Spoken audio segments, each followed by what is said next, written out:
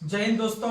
आज हम लोग जो आज का सेकंड टॉपिक होता है जीके और करंट अफेयर्स में आप सबों का स्वागत है। आप लोग थोड़ा सा ध्यान से समझिएगा। जीके टॉपिक है, इसमें आपको पूरा कंसस होकर आपको ध्यान से सुनना पड़ेगा, तभी आपको याद रहेगा। और जो है कि आप लोग जो भी टॉपिक हम डिस्कस करते हैं आप उसका ऑब्जेक्टिव क्वेश्चन लगाने का प्रयास कीजिएगा। जो भी सेट होगा आपके पास या जो भी टॉपिक होगा या यूट्यूब खोल के आप लोग उससे संबंधित क्वेश्चन लगाइएगा, आपसे अधिक क्वेश्चन बन जाएगा। तो बिना देरी किए हुए आइए हम लोग शुरुआत करते हैं। आज का टॉपिक है संविधान के भाग। संविधान के भाग या संविधान से संबंधित जो भी क्वेश्चन आएगा या अनुसूची वगैरह, इसको हम लोग देखने का कोशिश करेंगे। तो आइए आप लोग बताइएगा कि भारतीय संविधान के जो हुआ था लागू, भारतीय संविधान जो लागू हुआ था अर्थात 26 जनवरी 1950 को, उसमें कुल भाग की संख्या कितना था? 22। कितना भाग था? 22। अब बात करते हैं भाग का। तो भाग की संख्या 22 था, लेकिन वर्तमान में भाग बढ़कर 25 हो गया। कितना हो गया? 25। और मूल संविधान में अनुच्छेद की संख्या था 395 और वर्तमान में अनुच्छेद 490 से अधिक हो गया है। 490 से अधिक। और मूल संविधान में अनुसूची की संख्या 8 हुआ करती थी और वही वर्तमान में अनुसूची बढ़कर 12। तो कहने का मतलब आप लोग समझिएगा, एक बोल रहे थे मूल संविधान, दो आदमी मूल संविधान नहीं समझते होंगे। तो मूल संविधान कहने का मतलब हुआ है कि जिस दिन हमारा संविधान लागू हुआ था, जिस दिन हमारा संविधान लागू हुआ था अर्थात 26 जनवरी 1950 को हमारा संविधान लागू हुआ था। और जो जो चीज उसमें लिखा हुआ था संविधान में, उसी को हम लोग मूल संविधान के रूप में जानते हैं। और मूल संविधान में 395 अनुच्छेद, 8 अनुसूची, 22 भाग थी। वही धीरे धीरे बढ़ते हुए आज 2024 के डेट में अनुच्छेद 490 से प्लस हो गया है, भाग 25 हो गया है और अनुसूची 12 हो गया है। तो ये चीज था। तो कौन कौन सा भाग में क्या है आप लोग से संबंधित क्वेश्चन पूछेंगे, जो आपको एग्जाम में देखने के लिए मिलता है और आगे भी मिलेगा, तो आप लोग आसानी से उसे हल कर दीजिएगा। तो आप लोग बताइएगा कि मूल संविधान में कुल कितने भाग थे? 22। मूल संविधान में 22। वर्तमान में 25। वर्तमान में 25। अच्छा, अगला क्वेश्चन आप लोग बताइएगा, भारतीय संविधान के किस भाग में संविधान संशोधन की प्रक्रिया है? भाग 20। भाग 20 में संविधान संशोधन है। और संविधान संशोधन जो हम लोग ग्रहण किए वो दक्षिण अफ्रीका के संविधान से। कहां से? दक्षिण अफ्रीका। और आप लोग को बता दें कि दक्षिण अफ्रीका में संविधान संशोधन तो लिए ही है, साथ ही साथ राज्यसभा में जो सदस्य का निर्वाचन होता है, राज्यसभा में सदस्य का जो निर्वाचन होता है अर्थात 233 सदस्य का निर्वाचन होता है, ये वाला चीज जो 233 का जो निर्वाचन होता है अलग अलग क्षेत्र से, ये चीज ली है दक्षिण अफ्रीका से। यह चीज दक्षिण अफ्रीका। और राज्यसभा में जो 12 सदस्य का जो मनोनयन राष्ट्रपति करते हैं, यह चीज हम लोग जो लिए हैं, यह चीज लिए आयरलैंड से। कहां से लिए? आयरलैंड से। यानी राज्यसभा में 12 सदस्य का मनोनयन पूछेगा तो मारेंगे आयरलैंड, और राज्यसभा में 233 सदस्य का निर्वाचन पूछेगा तो इसको मारेंगे दक्षिण अफ्रीका। वहां पर 12 और 233 नहीं लिखेगा, सीधा बोलेगा कि राज्यसभा के सदस्य का निर्वाचन प्रक्रिया कहां से लिए? तो दक्षिण अफ्रीका। और दूसरा पूछेगा कि राज्यसभा में सदस्यों का मनोनयन कहां से लिए हैं? तो आयरलैंड से। तो मनोनयन भाई क्या हो? तो 12 हो, और निर्वाचन क्या होगा? 233 होगा, और दोनों को जोड़ देंगे 245 मिलेगा। 245 ही वर्तमान समय में राज्यसभा में सदस्य है। और अधिकतम राज्यसभा सदस्य 250 हो सकता है। कितना हो सकता है? 250। अगला क्वेश्चन, अगला क्वेश्चन आप लोग बताइएगा, संविधान के कौन से भाग में पंचायती राज से संबंधित प्रावधान है? भाग 9। भाग 9। भाग 9 में पंचायती राज है। भाग 9 में पंचायती राज। उसी तरह भाग 9 के जब अंदर में जाएंगे तो भाग 9 का क मिलेगा। भाग 9 का भाग 9 जब ले लिया पंचायत तो 9 का क लेगा नगर पालिका। 9 का क लेगा नगर पालिका। भाग 9 का क लेगा नगर पालिका। और 9 का ख लेगा सहकारिता। भाग 9 का ख लेगा सहकारिता। आप लोग को पता होगा कि कुछ दिन पहले भारत में सहकारिता मंत्री भी बनाया गया है अमित शाह को। एक नया मंत्रालय भारत सरकार में बना है, सहकारी मंत्री या सहकारिता विभाग। तो सहकारिता मंत्री अमित शाह बने हैं और यह भाग 9 के ख में है। 9 के ख में एक बार फिर से, भाग 9 में पंचायत, भाग 9 में पंचायत, 9 के ख में नगर पालिका, 9 के ख में नगर पालिका। नौ के सॉरी नौ के क में नगर पालिका और 9 के ख में है आपका सहकारी। 9 के ख में सहकारी। यानी कहने का मतलब है 9 में पंचायत, 9 के ख में नगर पालिका, 9 के क में नगर पालिका, 9 के ख में आपका सहकारी, 9 के ख में सहकारी। अब बात करते हैं नगर पालिका का और पंचायत का, थोड़ा सा समझने का प्रयास कीजिएगा। तो सबसे पहले हम लोग पंचायत को देखते हैं। तो याद रखिएगा कि पंचायती राज जो है इसका गठन के लिए पहली बार 1957 ईस्वी में बलवंत राय मेहता समिति का गठन किया गया। तो 1957 ईस्वी में पंचायती राज को लाने के लिए, क्योंकि आप लोग को पता होगा कि पूरे भारत में 80% जनसंख्या गांव में निवास करती है, 20% शहर में निवास करती है।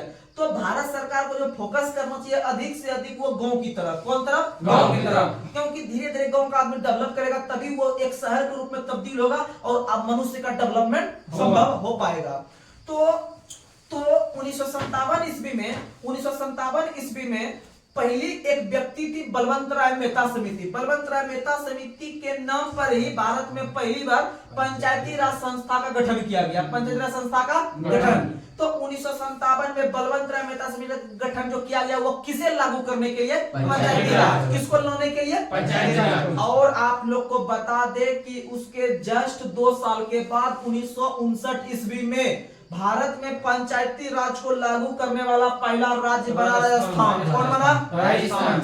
याद रखिएगा 2 अक्टूबर, जो बोल रहे हैं वही याद रखिएगा, 2 अक्टूबर 1959, 2 अक्टूबर 1959, 2 अक्टूबर 1959 को भारत के अंदर में पंचायती राज लागू जो हुआ, यह शुरू जो हुआ राजस्थान के नागौर जिला से। राजस्थान के नागौर जिला से। राजस्थान एक राज्य है जो भारत का सबसे बड़ा राज्य है क्षेत्रफल की दृष्टि से। वहीं पर एक जिला है नागौर जिला। कौन सा जिला? नागौर। तो राजस्थान के नागौर जिला से ही पंचायती राज शुरू किया और उसका उद्घाटन भारत के प्रथम प्रधानमंत्री पंडित जवाहरलाल नेहरू के द्वारा किया गया। और भारत में पंचायती राज जो लाने का जो काम किया वो कौन सी समिति? बलवंत राय। कौन सी समिति? बलवंत राय। अर्थात बलवंत ने ही पहली बार अपना बल लगाया। क्या लगाया? बल। यानी पंचायत को लाने के लिए पहली बार क्या लगाना पड़ा? बल। क्या लगाना पड़ा? बल। अगर हम अगले दिन से पूछे कि कौन सी समिति ने भारत में पहली बार पंचायती राज को लाने का काम किया तो बलवंत। क्या लाया? बलवंत। 1957। और पहला राज्य कौन बना? राजस्थान। 1959। यह 2 अक्टूबर के दिन लागू किया। कब किया? 2 अक्टूबर। क्योंकि 2 अक्टूबर को लागू करने का रीजन यह था कि भारत के अंदर में जो राष्ट्रपिता कहलाए महात्मा गांधी का अक्सर ध्यान जो था वो गांवों की ओर था। महात्मा गांधी कहा करते थे कि भारत के अंदर में या फिर भारत माता की आत्मा जो है वो गांवों में निवास करती है। कहाँ निवास करती है? यानी ओरिजिनल में जो संस्कृति देखने का मिलता है एक भारतीय व्यक्ति का वो गांव में ही देखने के लिए मिलता है, शहर में देखने को ज्यादा नहीं मिलता है। तो याद रखिएगा कि महात्मा गांधी को हाईलाइट करने के लिए, उनके जयंती 2 अक्टूबर को और हाईलाइट करने के लिए भारत में पहली बार पंचायत को जो है कि जो लागू किया वो डेट कौन सा था? 2 अक्टूबर। 2 अक्टूबर क्यों किया? क्योंकि महात्मा गांधी हमेशा गांव को डेवलप करने पर जोर दिया था और गांव यानी ग्राम पंचायत यानी पंचायती राज जो लागू हुआ वह तारीख क्या था? 2 अक्टूबर। 2 अक्टूबर 1959 को राजस्थान ने लागू किया। और भारत के अंदर में दूसरा राज्य, भारत के अंदर में दूसरा आंध्र प्रदेश बनता है। कौन बनता है? आंध्र प्रदेश। आंध्र प्रदेश बनता है पंचायती राज को लागू करने वाला। लेकिन आपको कम से कम राजस्थान याद करना पड़ेगा।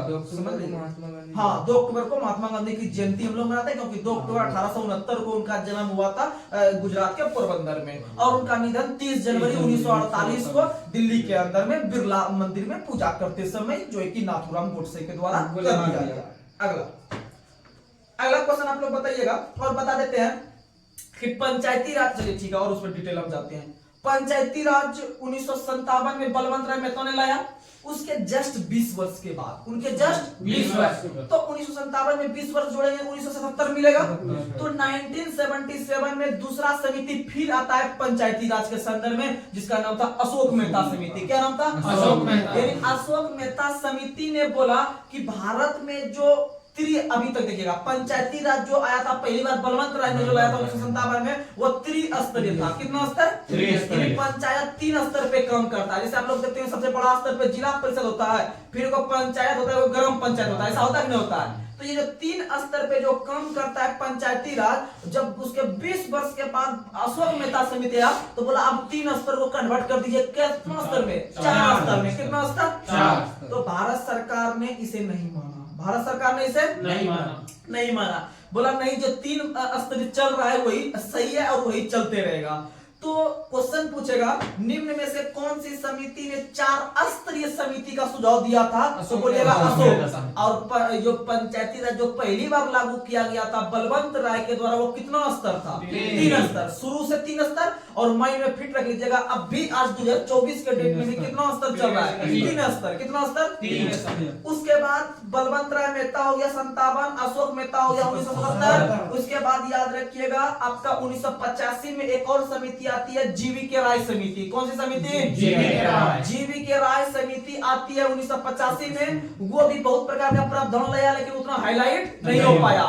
आपको हम समिति का नाम इसलिए बोल रहे हैं क्योंकि ऑप्शन में वहां पर क्वेश्चन एग्जाम में आता है निम्न में से कौन सी समिति का संबंध पंचायती राज से है और नहीं है। कौन कौन आपको दे रहे हैं है तो वो आपके समक्ष हम लोग रख रहे हैं। तो पहले रखे बलवंत राय, फिर रखे अशोक मेहता, फिर रख रहे हैं जीवी के राय। क्या रख रहे हैं? जीवी के राय। जीवी के राय 85। जीवी के राय 85। उसके जस्ट 1 साल के बाद, उसके जस्ट 1 साल के बाद 1986 ईस्वी एकदम माइंड में फिट कर लीजिएगा पंचायती राज के संदर्भ में। और जो समिति बोलने जा रहे हैं उसका नाम भी याद होना चाहिए। तो 1986 में एक समिति है एल.एम. सिंघवी समिति। एल.एम. सिंघवी ये इसलिए इंपॉर्टेंट है पंचायती राज में कि अभी तक जो 1957 में जो लागू हुआ था पंचायती राज, सॉरी 1959 से 57 में जो आया था आपका बलवंत राय, वो तो लागू तो हो गया था भारत में, लेकिन उसे कानूनी मान्यता या वैधानिक मान्यता भारत सरकार के द्वारा नहीं दिया गया था। तो पहली बार 1986 में जो एल.एम. सिंघवी समिति आई, उन्होंने इसे सबसे पहला काम यही किया कि उसे संवैधानिक मान्यता दिलवाने का काम किया। तो क्वेश्चन पूछेगा कि निम्न में से किस समिति के सिफारिश पर पंचायती राज को वैधानिक दर्जा या संवैधानिक दर्जा दिलवाने का काम किया? तो बोलिएगा एल.एम. सिंघवी। क्या बोलिएगा? एल.एम. सिंघवी यानी लक्ष्मी मल सिंघवी समिति 1986 में आई थी, जिसका सबसे बेस्ट काम रहा कि भारत में जो पंचायती राज चलते आ रहा था उसे संवैधानिक दर्जा दिलाने का काम किया। और इसी के आधार पर, इसी समिति के आधार पर आगे चल के भारत सरकार को या भारत के संसद को 73वां संविधान संशोधन करना पड़ा। क्या संविधान संशोधन? तो 73rd संविधान संशोधन 1992 करना पड़ा। और 73वां संविधान संशोधन 1992 के तहत पंचायती राज को संवैधानिक दर्जा दिया गया। और उस समय भारत के प्रधानमंत्री थे आपके कौन थे? उस समय प्रधानमंत्री थे पीवी नरसिम्हा राव। और यही चीज याद रखना है कि 24 अप्रैल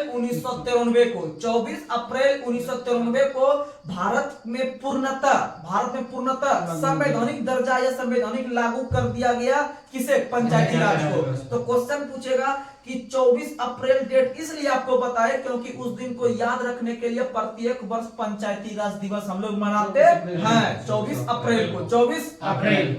पंचायती राज दिवस 24 अप्रैल को इसलिए क्यों मनाते हैं? क्योंकि 1993 को उसे वैधानिक मान्यता दिया गया। उस दिन को हाईलाइट रखने के लिए या हम लोग के लिए आगे पीढ़ी दर पीढ़ी वो चलते रहे, वो डेट कभी भूल नहीं पाए हम, इसीलिए उसे एक दिवस के रूप में घोषित किया गया। वो 24 अप्रैल को पंचायती राज दिवस के रूप में मनाया जाता है। और इस क्वेश्चन को झारखंड दरोगा 2016-17 में जो एग्जाम हुआ था, ये क्वेश्चन पूछ लिया गया था और आगे भी बहुत सारा एग्जाम में पूछा है, तो इसलिए आपको याद रखना पड़ेगा।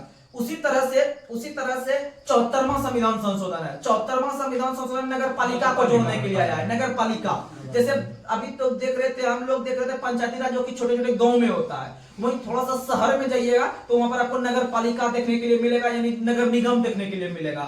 और नगर निगम होता है एक नगर परिषद होता है, एक होता है आपका ये क्या कहते हैं उसको, देखिएगा नगर पालिका सबसे बड़ी संस्था है। नगर पालिका एक संस्था है, उसका 3 ब्रांच है। उसका कितना ब्रांच है? 3। ऊपर में नगर पालिका लिख रहे हैं, उसका 3 ब्रांच बना रहे हैं, एक नगर निगम, एक नगर परिषद, एक नगर पंचायत। तो नगर निगम जो होता है ये बड़े बड़े शहर के लिए, सिर्फ दिल्ली, मुंबई, आपका बेंगलोर, यानी बड़ा बड़ा जो सिटी होता है ना उसमें नगर निगम काम करता है। यानी बड़े शहर के लिए कौन काम करता है? नगर निगम। वहां पर पंचायत काम करेंगे, पंचायत तो भाई गांव का चीज है, वो कही जाएगा। और दूसरा स्थान जो होता है छोटे छोटे शहर के लिए, वो होता है नगर परिषद। कौन होता है? नगर परिषद। जैसे इटारसी है, इटारसी नगर परिषद है। और नगर परिषद जो ये किसका हिस्सा है? नगर पालिका। किसका हिस्सा है? नगर पालिका। यानी एक छोटे छोटे जो शहर होता है उसके लिए हम लोग लगाते हैं नगर परिषद, और वही बड़े शहर के लिए नगर निगम। अब तीसरा नंबर पे जो नगर पंचायत होता है, यह गांव से शहर के रूप में जो तब्दील हो रहा होता है ना, थोड़ा मार्केट अच्छा होना चाहिए, थोड़ा सा अनुमंडल वगैरह होना चाहिए, तो उसको नगर पंचायत का दर्जा देते हैं। नगर पंचायत का दर्जा देते हैं। यानी नगर पालिका को कितना भाग में? 3 भाग में। नगर निगम, नगर परिषद और नगर पंचायत। नगर पंचायत। इसको जो दर्जा दिया है वो 74वां संविधान संशोधन 1993 में यह भी पीवी नरसिम्हा राव के काल में दिया गया। 1993 में ये आपका 74वां संविधान संशोधन याद रखिएगा। ये जो लागू हुआ था वह 1 जून को लागू हुआ था। हाँ, नगर पालिका जो है 18 विषय काम करता है, और ग्राम पंचायत या पंचायती राज जो है 29 विषय पे। पंचायती राज जो है 29 विषय। अगला क्वेश्चन आप लोग बताइएगा, तो पंचायती राज किस भाग में हो गया? भाग 9 में। अब भाग 9 के क में हो गया नगर पालिका, और 9 के ख में हो गया सरकारी संघ।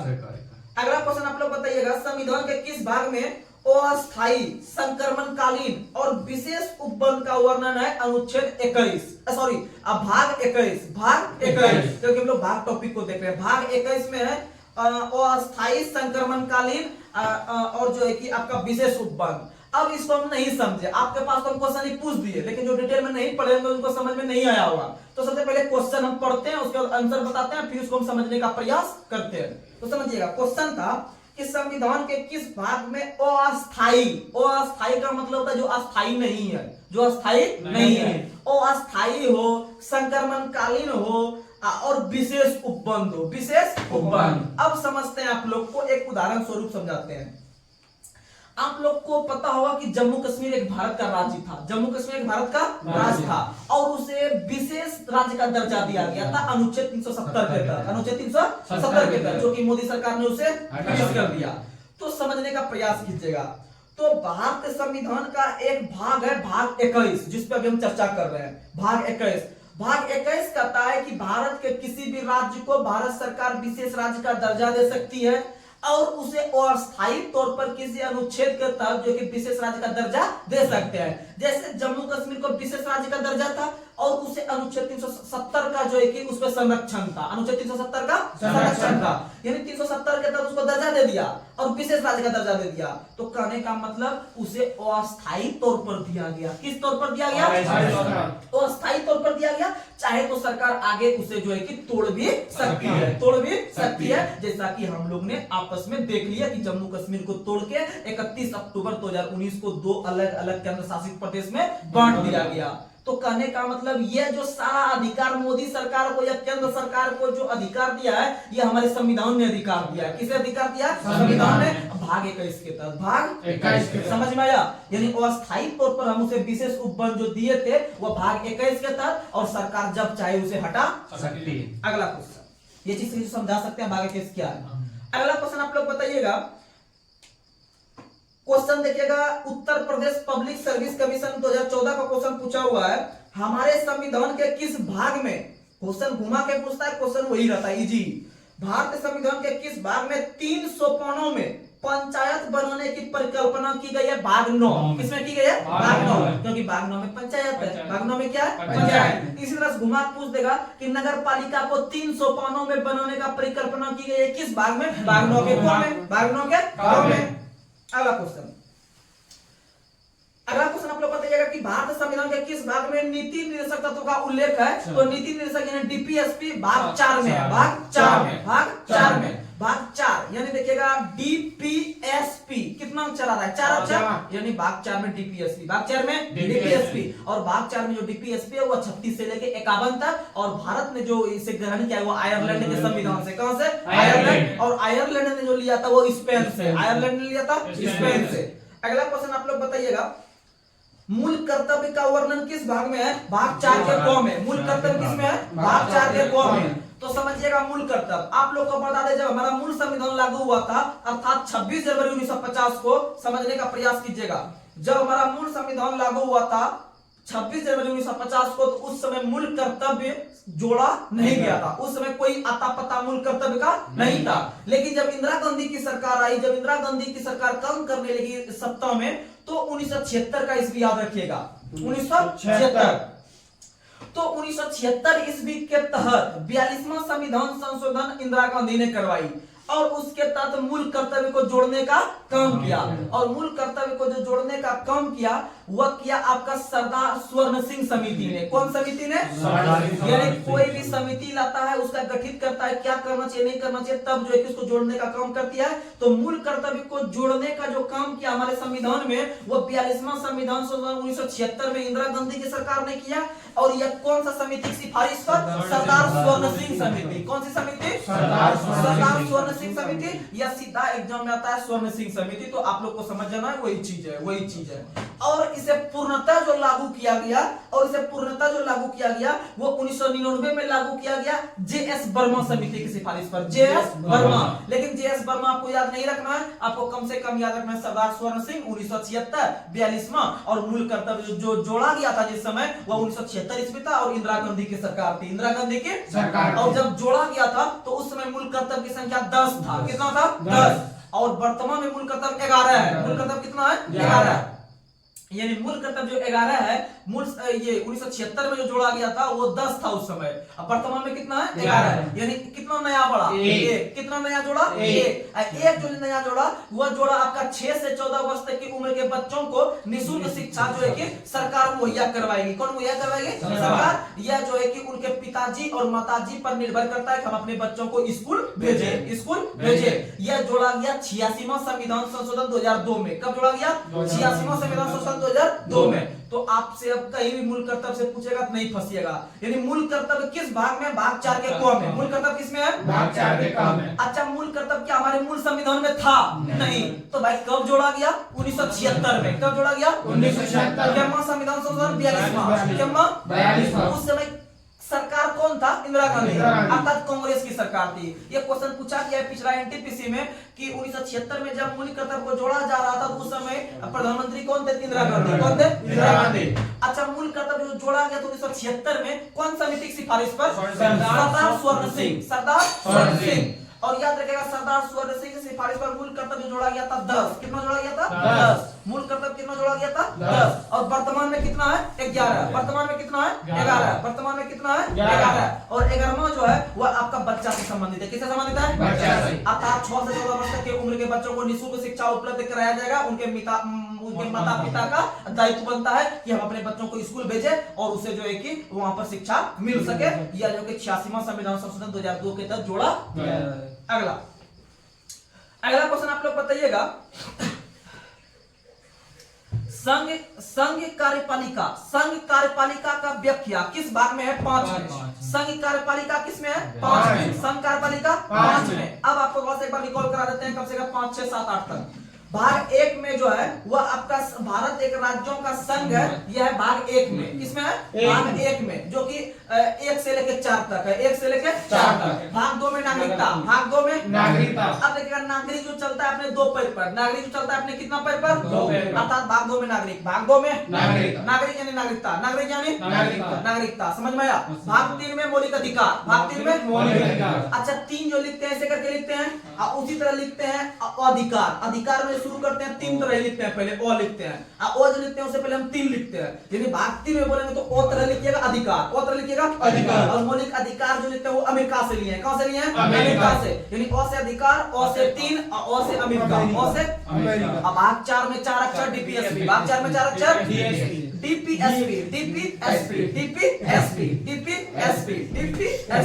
भाग 4। अब भाग 5 में हो गया आपका संघ। भाग 5 में हो गया संघ यानी कार्यपालिका। संघ की कार्यपालिका यानी मोदी सरकार। मोदी सरकार यानी भारत सरकार। भारत सरकार 5। भारत सरकार 5। भारत सरकार पांच। यानी पांचों एकजुट मिलेगा तभी भारत सरकार बन सकता है, किसी पार्टी की सरकार अन्यथा नहीं बन सकती है। यानी भाग 5 में भारत सरकार, भाग 5 में भारत सरकार यानी केंद्र सरकार, केंद्र सरकार यानी संघ, न्यायपालिका या कार्यपालिका या विधायिका, जो भी आएगा भाग 5 में डालेंगे। अब भाग, अच्छा जब ये केंद्र ले लिए तो उसके बाद भाग 6 में जो पढ़ेंगे वो राज्य पढ़ेंगे। क्या पढ़ेंगे? राज्य। भाग 6 में राज्य, भाग 6 में राज्य, भाग 6 में राज्य, भाग 7 खत्म, भाग 7 खत्म, भाग 7 निरस्त कर दिया गया, भाग 7 निरस्त, निरस्त यानी खत्म, निरस्त यानी खत्म। उसके बाद आता है भाग 8, भाग 8 में आता है केंद्र शासित प्रदेश, भाग 8 में आता है केंद्र शासित प्रदेश। अब बता देते हैं, भाग 5 में संघ संघ ले लिए, भाग 6 में राज्य ले लिए, ये संघ और राज्य दोनों हो ही गया। अब जाएंगे केंद्र शासित प्रदेश जो कि दिल्ली, पुदुचेरी और जम्मू कश्मीर वगैरह है, वो ले लेंगे भाग 8 में। 7 तो भाई खत्म हो गया है, इसीलिए 5 में पूछेंगे तो संघ,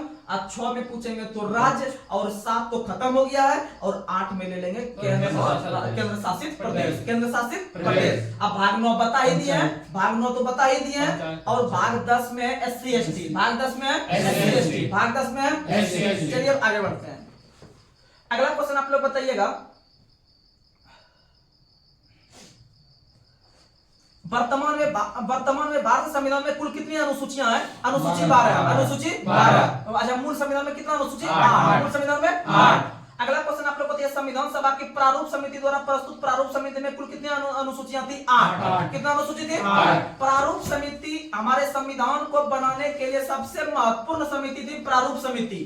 प्रारूप समिति को ड्राफ्टिंग कमेटी के नाम से भी जानते हैं, प्रारूप समिति को मसौदा समिति के नाम से जानते हैं, प्रारूप समिति को पांडुलेखन समिति के नाम से भी जानते हैं। इसमें कुल सदस्य की संख्या 7, इसमें कुल सदस्य की संख्या 7, और 7 को जो था इसमें से एक अध्यक्ष जो था सबसे मेन पद पर बैठा हुआ था डॉक्टर भीमराव अम्बेडकर, डॉक्टर भीमराव अम्बेडकर। और याद रखिएगा प्रारूप समिति में डॉक्टर राजेंद्र प्रसाद शामिल नहीं था, शामिल नहीं था। ये क्वेश्चन पूछता है निम्न में से कौन प्रारूप समिति का सदस्य नहीं था, तो डॉक्टर राजेंद्र प्रसाद में ऑप्शन होगा, इसलिए याद रखना डॉक्टर राजेंद्र प्रसाद इसका सदस्य नहीं था। कुल सदस्य 7 था, कुल सदस्य 7 था। और याद रखिएगा कि भारत के संविधान को बनाने के लिए 8 बड़ी समिति और 5 छोटी समिति का गठन किया गया था। हमारा जो संविधान बना है, संविधान को बनाने के लिए 8 बड़ी समिति बना था, यानी उसमें कुछ अलग अलग सदस्य थे अलग अलग ये समिति में, और 5 छोटी, तो सब मिला के अगर हम देखते हैं 8 5 13 समिति बना है। तो 8 5 13 समिति में से सबसे बड़ी एवं सबसे महत्वपूर्ण समिति जो थी वो प्रारूप समिति या मसौदा समिति या ड्राफ्टिंग कमेटी या पांडुलेखन समिति, जिसमें कुल सदस्य की संख्या 7, और इसके अध्यक्ष थे डॉक्टर भीमराव अम्बेडकर, और इसका गठन 29 अगस्त, बोल रहे हैं डेट याद रखिएगा, और इसका गठन 29 अगस्त 1947 को, 29 अगस्त 1947 को किया गया था। और जब यह अपना रिपोर्ट दिया था तो उसमें कुल 8 अनुसूची लिखा था। कितना अनुसूची? तो आप लोग को आज का क्लास कैसा लगा आप लोग कमेंट में जरूर बताइएगा, और आप लोग को अच्छा लगा या कैसा लगा आप लोग कमेंट में कमेंट कीजिएगा पक्का। इससे क्या होगा कि हमें भी उसमें सुधार लाने का जो है कि मौका मिलेगा, और अगर आप पॉजिटिव वे में अगर इस वीडियो को लेकर देखिएगा तो शायद इस वीडियो में कमी तो आपको नजर नहीं आना चाहिए मेरे हिसाब से, लेकिन बात बाकी आपके माइंड पे निर्भर है।